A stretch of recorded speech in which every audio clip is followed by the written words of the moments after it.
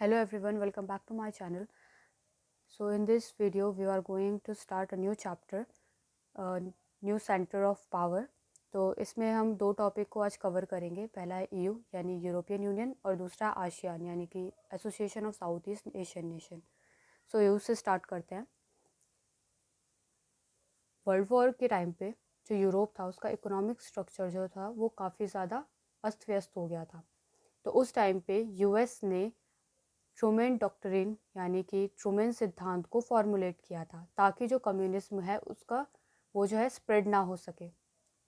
1947 में जो यूएस के सेक्रेटरी थे, secretary of state George Marshall, उन्होंने इकोनॉमिक रिकवरी प्रोग्राम को प्रेजेंट किया यानी यूरोपीय उत्थान कार्यक्रम। उनका मेन पर्पस था यूरोप में जो हंगर पॉवर्टी यानी जो भूख गरीबी और जो उनकी आर्थिक अव्यवस्था है उससे यूरोप को फ्री कर सके। European organisation for economic cooperation 1948 यानी यूरोपीय आर्थिक सहयोग संगठन 1948। जो European organisation for economic cooperation को 1948 में इस्टेब्लिश किया गया था ताकि जो वेस्टर्न यूरोप है उसी कंट्रीज़ को अंडर मार्शल लॉ यानी इसके तहत उन्हें हेल्प दी जा सके। 1949 में इसमें 10 कंट्रीज जो थी उन्होंने यूरोपियन काउंसिल को फॉर्म किया। नेक्स्ट है यूरोपियन इकोनॉमिक कम्युनिटी 1957 यानी यूरोपीय आर्थिक समुदाय 1957। जो यूरोपियन इकोनॉमिक कम्युनिटी है उसे 1957 में फॉर्म किया गया था अंडर ट्रीटी ऑफ रोम, जिसमें कि पहले 6 कंट्रीज़ थे और उसके बाद जो है 4 कंट्रीज़ इसमें और जुड़ गई। अब इसकी मेंबर्स की बात करते हैं तो 1995 में इसमें 15 कंट्रीज़ थी और जब जो सोवियत यूनियन है यूएसएसआर है उसका जब डिक्लाइन हो गया तो उसमें से जितनी भी कंट्रीज़ फ्री हुई थी उनमें से जो कुछ कंट्रीज़ हैं उसमें शामिल हो गई। 2004 में 25 कंट्रीज़ थी, 2013 में 28 कंट्रीज़ थी और 2020 यानी रिसेंट जो है इसके मेंबर 27 कंट्रीज़ हैं। ब्रिटेन जो है वो अब यूरोपीय यूनियन का मेंबर नहीं रह गया है, दैट्स वाई यहाँ पर जो है वो 27 कंट्रीज़ अब रह गई हैं। अब आते हैं यूरोपियन फ्लैग के। यूरोपियन फ्लैग को अगर आप देखेंगे तो यूरोपियन फ्लैग में 12 स्टार्स जो है वो एक सर्कल में बने हुए हैं। तो जो सर्कल है वो सिंबलाइज करता है इसकी यूनिटी को कि किस तरीके से जो यूरोपियन यूनियन के मेंबर्स हैं वो यूनिटी के साथ और यानी एकता और जो तालमेल है उसके साथ काम करते हैं। ये जो 12 स्टार्स हैं वो सिंबलाइज करते हैं इसके परफेक्शन को और इसकी यूनिटी को यानी इसकी पूर्णता को और इसकी एकता को और इसकी सुपेरियरिटी को भी ये सिंबलाइज करते हैं यानी श्रेष्ठता को। अब आते हैं इसके पर्पसेस में। इसका पहला पर्पस है इकोनॉमिक इंटीग्रेशन यानी कि आर्थिक एकीकरण। सेकेंड है development of agricultural systems and industry trades यानी जो उनकी कृषि प्रणाली है और जो उनके उद्योग धंधे हैं उन सब का डेवलपमेंट करना। नेक्स्ट है common foreign and security policy यानी साझी विदेश और सुरक्षा नीति। फोर्थ है एनवायरनमेंट प्रोटेक्शन। आपने देखा होगा कि जितनी भी हमारी ऑर्गेनाइजेशन है उनका एक ये पर्पस ज़रूर होता है, एनवायरमेंटल प्रोटेक्शन। फिफ्थ है bringing economic and currency stability to Europe through common currency and a central bank यानी साझी मुद्रा और एक केंद्रीय बैंक के माध्यम से यूरोप में आर्थिक और मुद्रा स्थिरता लाना। जो ईयू है उसका ये भी एक पर्पस है कि जितनी भी यूरोपियन कंट्री हैं उनकी सिर्फ उनकी जो है एक कॉमन करेंसी हो जो कि यूरो है और एक कॉमन सेंट्रल बैंक हो। अब आता है यूरोपियन यूनियन की स्पेशलिटी पे। तो इनकी पहली स्पेशलिटी है कि अ कॉमन मार्केट यानी एक साझा बाज़ार।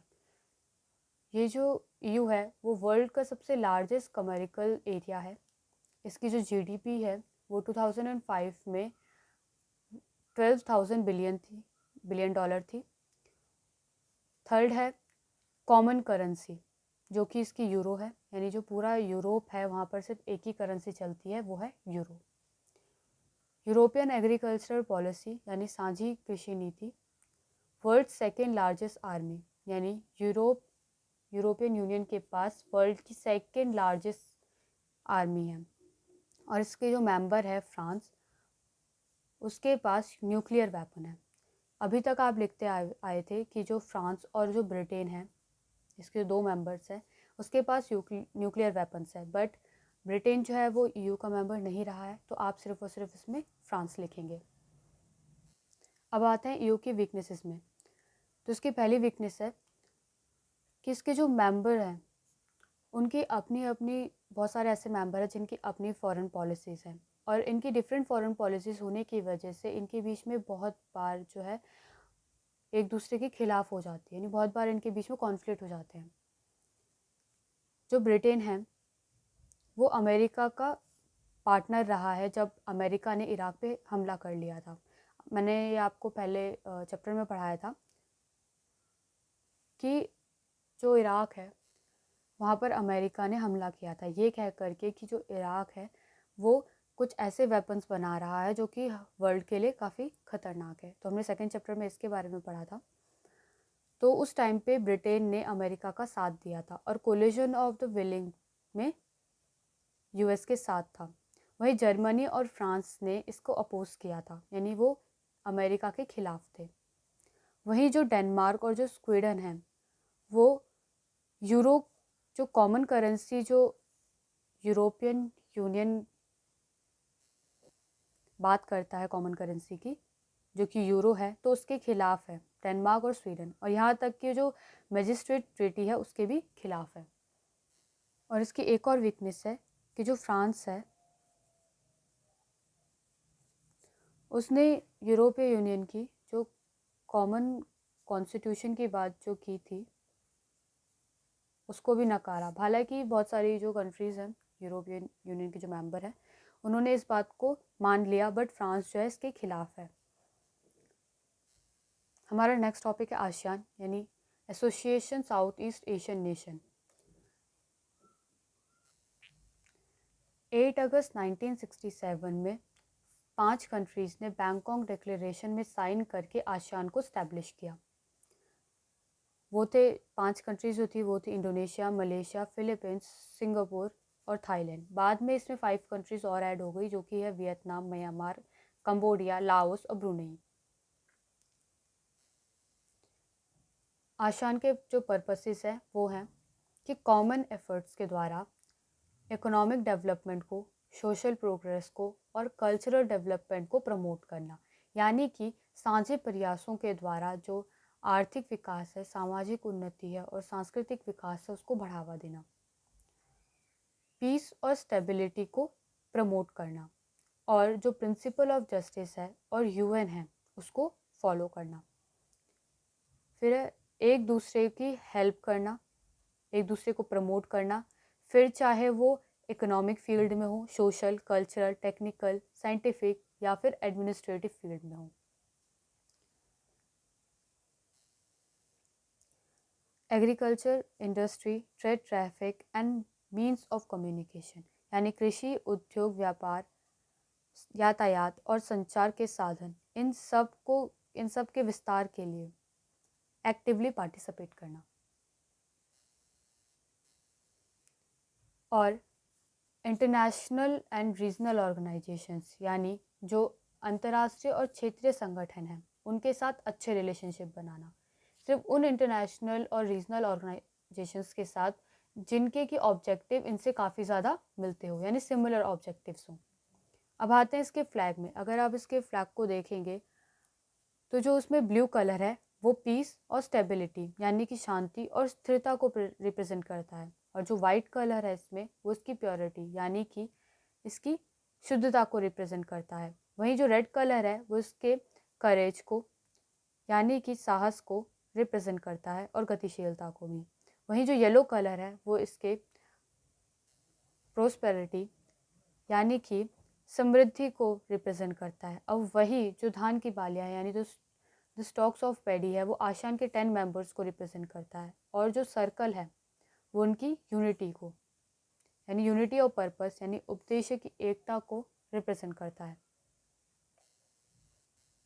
अब है आशान वे।